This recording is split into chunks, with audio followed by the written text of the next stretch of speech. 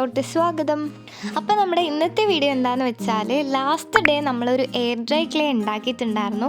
ആ ഒരു വീഡിയോയിൽ ഞാൻ പറഞ്ഞിട്ടുണ്ടായിരുന്നു അത് വെച്ച് ഞാൻ എന്തെങ്കിലും ഉണ്ടാക്കാൻ പ്ലാൻ ചെയ്യുന്നുണ്ട്. അപ്പോൾ ഇന്ന് അത് വെച്ച് നമ്മൾ ക്യൂട്ടായിട്ടുള്ള ഈ ഒരു എലിഫൻറ്റിനെയാണ് കേട്ടോ ഉണ്ടാക്കാൻ പോകുന്നത്.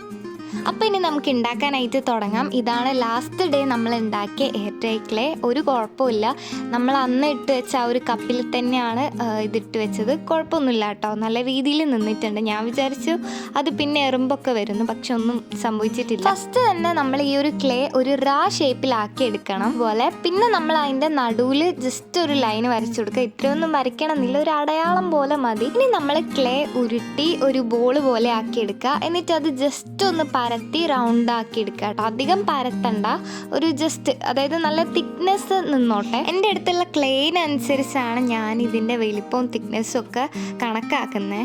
ഇനി നമുക്ക് തുമ്പിക്കായി ഉണ്ടാക്കാം. അതിനായിട്ട് കുറച്ച് ക്ലേ എടുത്തിട്ട് നീളത്തിലൊന്ന് പരത്തി കൊടുക്കുക. അധികം വേണ്ട, ഒരു ഇച്ചിരി മതി. എന്നിട്ട് നമ്മൾ ഉണ്ടാക്കി വെച്ച തലയായിട്ട് ഒന്ന് ചേർത്ത് കൊടുക്കുക. ഒരു തുള്ളി വെള്ളം ഉച്ചയ്ക്കാണെങ്കിൽ കുറച്ചും കൂടി ലെവലായിട്ട് നമുക്ക് ചേർത്ത് കൊടുക്കാനായിട്ട് പറ്റും കേട്ടോ. പിന്നെ ഞാനിവിടെ യൂസ് ചെയ്യുന്ന ടൂള് ഞാൻ മുമ്പ് എപ്പോഴോ ക്ലേ വാങ്ങിയപ്പോൾ ഉള്ളതായിരുന്നു.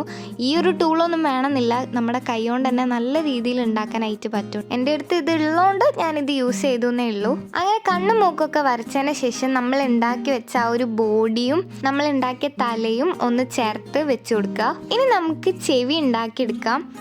അതിനായിട്ട് കുറച്ച് ക്ലേ മതി കേട്ടോ. എന്നിട്ട് ഇതാ ഈ ഒരു ഷേപ്പിലൊക്കെ നമ്മളൊന്ന് പരത്തി കൊടുക്കുക. എന്നിട്ട് നമ്മൾ ഈ ഒരു ഭാഗത്തായിട്ട് ജസ്റ്റ് ഒന്ന് വെച്ച് ഒട്ടിച്ചു കൊടുക്കുക. വേണമെങ്കിൽ ഫെവിക്കോൾ ഉപയോഗിക്കാം. ഞാൻ അത് ഇച്ചിരി വെള്ളം ചേർത്തിട്ടാണ് ചെയ്തെടുത്തിട്ടുള്ളത്. പിന്നെ നമ്മളൊരു വാലും കൂടി ചെയ്തെടുത്തിട്ടുണ്ട്. അങ്ങനെ നമ്മുടെ ആനേൻ്റെ ഷേപ്പൊക്കെ സെറ്റ് ആയിട്ടുണ്ട്. ഇനി നമ്മൾ അതൊരു 2-3 മണിക്കൂർ വെയിലത്ത് വെച്ചൊന്ന് ഡ്രൈ ആക്കി എടുക്കുക. അങ്ങനെ നമ്മൾ നമ്മുടെ ആനക്കുട്ടീനെ നല്ല ഡ്രൈ ആക്കി എടുത്തിട്ടുണ്ട്. ഇനി എനിക്ക് ഭയങ്കര ഇഷ്ടമുള്ളൊരു പരിപാടിയാണ് പെയിൻ്റ് അടിക്കുക എന്നുള്ളത്. പക്ഷെ എപ്പോഴും പെയിൻ്റ് അടിക്കുമ്പോൾ കോളായി പോവാറുണ്ട്. എന്നാലും ഇപ്രാവശ്യം എന്തോ അത്യാവശ്യമൊക്കെ നല്ല രീതിയിൽ വന്നിട്ടുണ്ട്. നമ്മളിവിടെ ബ്ലൂവും വൈറ്റും കൂടി മിക്സ് ചെയ്തിട്ടാണ് കേട്ടോ അടിച്ചു കൊടുക്കുന്നത്. വേണമെങ്കിൽ നിങ്ങൾക്ക് ബ്ലാക്ക് അടിച്ചു കൊടുക്കാവുന്നതാണ് കേട്ടോ.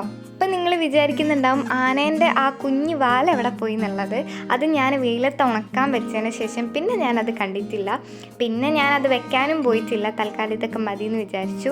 വേണമെങ്കിൽ കുറച്ച് കഴിഞ്ഞിട്ട് ഒരു കുഞ്ഞു വാലും കൂടി പിടിപ്പിച്ചെടുത്താൽ മതിയല്ലോ. അപ്പോൾ നമ്മുടെ പെയിൻ്റ് അടിക്കൽ ഇതാ എല്ലാം കഴിഞ്ഞ് വന്നിട്ടുണ്ട്. വേണമെങ്കിൽ നിങ്ങൾക്ക് അപ്പുറത്തെ സൈഡിലും പെയിൻ്റ് അടിക്കാവുന്നതാണ് കേട്ടോ. ബ്ലാക്ക് വെച്ചിട്ട് കണ്ണിൽ ഒരു ഡോട്ടും കൂടി ഇട്ടുകൊടുത്തപ്പോൾ നമ്മുടെ ആനക്കുട്ടി ഇവിടെ സെറ്റ് ആയിട്ടുണ്ട്.